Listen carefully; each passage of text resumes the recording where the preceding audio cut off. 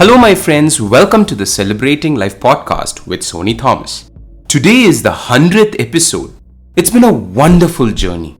Personally for me, doing these podcasts has been enriching. And I believe it helped each of you live a more enriched life.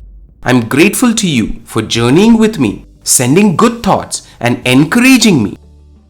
If you're joining in for the first time today, let me extend a warm welcome and bring you up to speed. We are discussing cognitive bias and its impact on our happiness.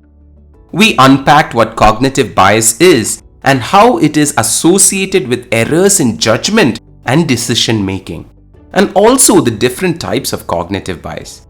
I invite you to listen to the previous 3 episodes to get a more in-depth understanding. Even the best of us have cognitive bias. It is a natural way of life. It is actually an efficient use of our cognitive resource. Meaning, cognitive bias helps us come to a decision faster by often simplifying complex information processing.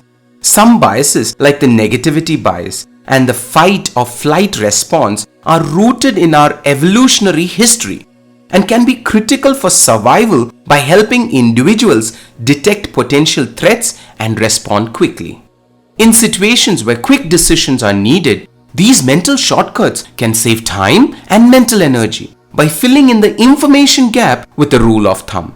In some cases, this can even be more beneficial than the paralysis by analysis. However, it is important to note that while cognitive bias can have utility in specific situations, they can also lead to systematic errors and irrational decision making.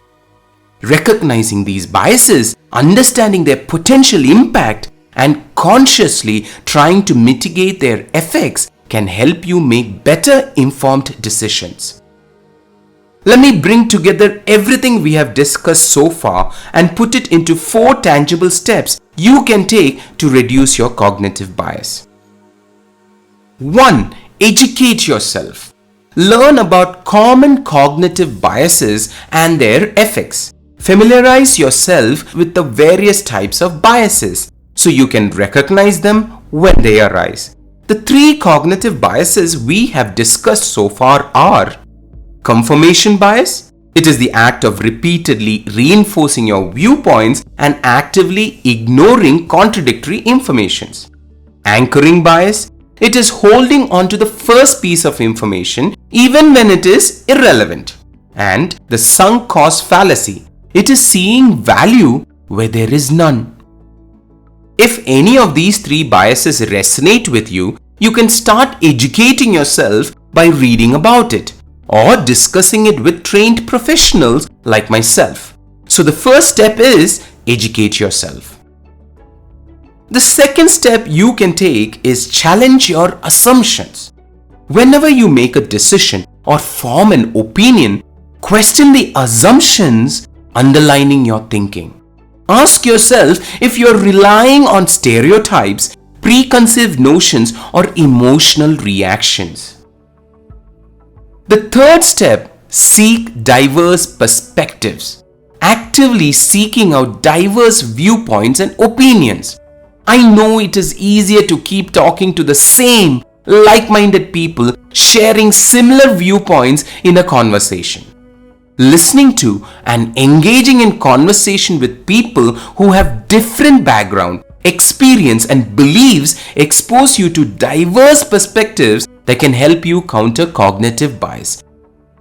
The last step, we all agree, uncertainty is a part of life. Therefore, leave room for ambiguity. Avoid making snap judgments. Be open to revising your beliefs when presented with new information. Give yourself space to think critically and gather relevant information. Delay quick decision is your 4th step to reduce cognitive bias.